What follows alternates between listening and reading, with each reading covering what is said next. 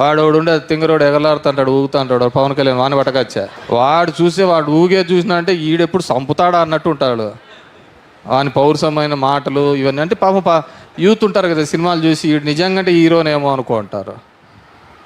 సముద్రం ఒకరి కాళ్ళ దగ్గరికి రాదంటాడు, కొండ వంగదంటాడు, కెరటాలు ఎగిసి పడతాయంటాడు. తిరిగి చూస్తే అంత ముష్టి 21 సీట్లు తీసుకున్నాడు. వచ్చి దేహి దేహి నన్ను గెలిపి అంటాడు. ఒక నాయకుడు అంటే అలా కాదు కదా. మనం మాట్లాడే ప్రతి మాట ఇంపార్టెంట్, చాలా విలువైంది. ఒక రాజకీయ నాయకుడు మాట్లాడాలంటే చాలా విలువైంది. రాళ్ళతో బలిగొట్టండి, గ్లాస్తో చెక్కండి, ఇవే చెప్పేది. ఇంతకుముందు కూడా వచ్చిన 17 కేసులు పెట్టుకుంటే మంచి పోస్టులు ఇస్తారు. అతను ఒకవైపు మీ పిల్లల్ని బాగా చదివించండి, మీ వాళ్ళు పీజీ వరకు ఎంతవరకైనా చదవండి, నేను అండగా ఉంటాను అనుకున్న జగన్మోహన్ రెడ్డి ఒకవైపు.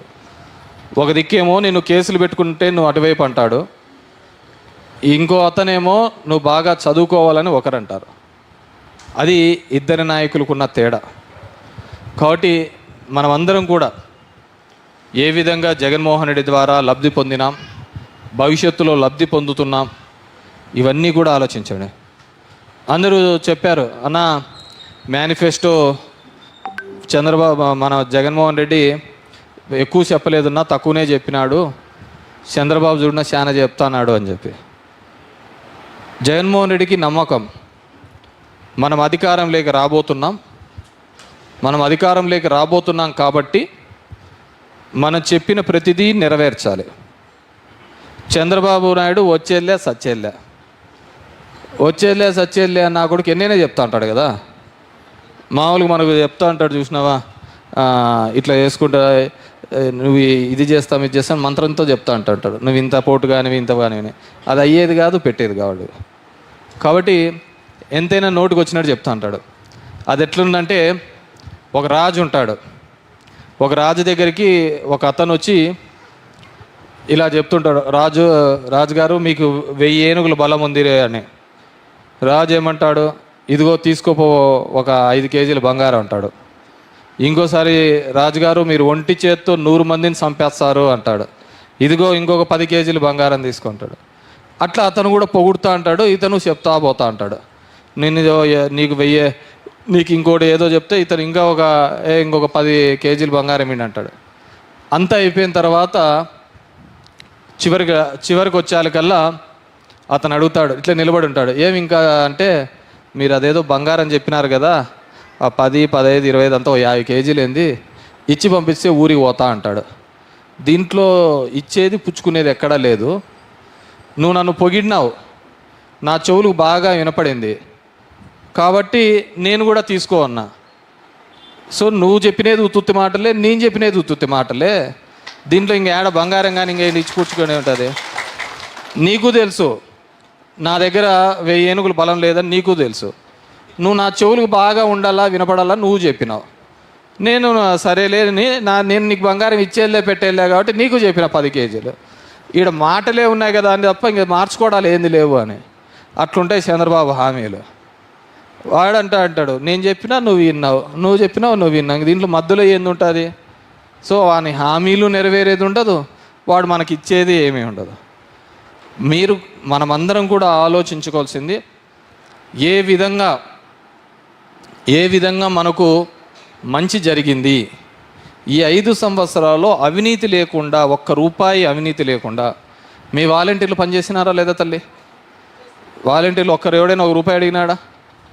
బాగా పనిచేసినారు. ఏ సమస్య ఉన్నా మీ దగ్గరికి వచ్చినారా లేదా? కరోనా లాంటి పరిస్థితుల్లో మీ దగ్గరికి వచ్చినారా లేదా? ఈరోజు ఇవన్నీ కూడా మనం గుర్తుపెట్టుకొని ఈ 13వ తేదీ జరిగే ఎలక్షన్స్లో మనం జగన్మోహన్ రెడ్డి గారికి అండగా నిలబడాల్సిన అవసరం ఉంది. ఫ్యాన్ గుర్తుకి ఓటు వేయాల్సిన అవసరం ఉందని చెప్పేసి ఈ సందర్భంగా తెలియజేస్తాం. అదేవిధంగా మన దాంట్లో ఉన్నాడు కోటిబాబు. ఇంతకుముందే చెప్పిన ఆయన చేసిన ఇవి అని మాకందరికీ కూడా, మా వీరనారప్ప, ఈశ్వరయ్య, నాగభూషణ వీళ్ళందరూ పోతా అన్నప్పుడు ఇట్లా తిరుగుదామన్నా, ఊర్లో తిరుగుదామంటే పాపం 4 ఏళ్ళుగా కూడా నాకు ఆరోగ్యం బాలే అంటాండే. ఎప్పుడు కిందికి వచ్చిన దాఖలాలు ఆరోగ్యం బాలే అని. కానీ ఆ సింహ సినిమా చూసినావా? సింహ ఎవరో చూసినారా బాలకృష్ణ గారి సినిమా చూసినప్పుడు వాడు విలన్ గాడు ఎప్పుడు బెడ్ మీద పడిపోయి ఉంటాడు కోమాలో. బాలకృష్ణ గాడు ఎప్పుడు ఇట్లా కొడతాడు అంబులెన్స్లో, చూసినారా? అది తగిలి వాడు లేచి కూర్చుంటాడు. చూసినారా చూడలేదా? చెంతో కాదు, చేత్తోనే ఇట్లా కొడితే వాడు కోమాలో ఉన్నవాడు లేచి కూర్చోంటాడు. అంబులెన్స్లోంచి పడతాడు కిందికి. సినిమాలో బాగా చూడండి. అట్లా మా వాని పరిస్థితి. మేము ఎంత దిగమన్నా 10 అడుగులు ఎచ్చా అంటే కళ్ళు తిరుగుతాయి, 10 అడుగులు ఎచ్చా అంటే కళ్ళు తిరుగుతాయి అంటాడు. పెద్ద ఆసుపత్రిలో చూపించినాం. ఏఏజీలో నాగేశ్వరరెడ్డి చూసినాడు, మా రజనీష్ చూసినాడు, అనంతపూర్లో యాస్టర్లో చూసినాడు. వాళ్ళకు అర్థం కాలే ఎట్లా ఏం చేయాలా తగ్గాలని. ఎప్పుడు చూసినా కానీ నడిస్తే ఆయాసము, రక్తం ఎక్కించుకుంటే దొరికేది కాదు, ఏంది దొరికేది కానీ సత్యకుమార్ వచ్చిన తర్వాత ఒక ట్యాబ్లెట్ ఇచ్చినాడు అనమాట. పెద్ద ట్యాబ్లెట్ సూట్ కేసులో తెచ్చి ఇచ్చినాడు అనమాట. విటమిన్ ఎం అంటారు దాన్ని. ఏందది? విటమిన్ ఎం అందేకల్లా జింకలేగినట్టు ఎగురుతా పోతాడు అనమాట. 18 ఏళ్ళుగా ఒక్కని పార్టీలో చేర్పిమంటే చేర్పిలే కానీ ఇప్పుడు ఆడపోయినా కానీ జోలో కండువా తీసి మాట్లాడతా అని చెప్పడం కండువాలు వేసుకుంటూ పోతాడు. ఎవరు తెలుసా? ఇప్పుడున్న బీజేపీ క్యాండిడేట్ దగ్గర ఉంది విటమిన్ ఎం. ఎవరికైనా కానీ అట్లా కానీ మజ్జుగా పడిపోయి ఉంటే వాళ్ళందరికీ ఆ మాత్రలు ఇచ్చి లేపి కూర్చోబెడతాడు అనమాట. అట్లా విటమిన్ ఎంత సుమారు అందిందా లేదా? సో అట్లుంటుంది. మన దిక్కు చేయవయ్యా అంటే ఆ జ్వరాలు వచ్చానని. ఇప్పుడు ఇంకా పైశాచికత్వం అయిపోయింది. పొడిసేయండి, చంపేయండి, రాళ్ళతో ఇసిరేయండి అని ఇట్లా అంటాడు. 75 సంవత్సరాల అనుభవం ఉన్నవానివి, 3 సార్లు ముఖ్యమంత్రి, 14 సార్లు ముఖ్యమంత్రి, నీ కొడుకు వయసు ఉన్న అతను ఈరోజు నిన్ను ఛాలెంజ్ చేస్తున్నాడు. నువ్వేం చేసావో చెప్పుకో, నేనేం చేశానో చెప్పుకుంటాను అని చెప్పే ధైర్యం లేదు.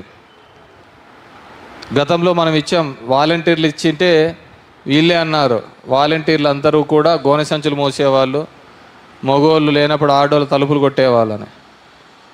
మళ్ళీ పనికిమాలినోడు వాలంటీర్లను పెడతా అంటున్నాడు. అమ్మఒడికి డబ్బులు ఇస్తే ఏడుస్తా అన్నాడు, మళ్ళీ నేను ఇచ్చా అంటున్నాడు. మనం ఏం చెప్పినామో అన్నీ నేను చేస్తా అంటున్నాడు.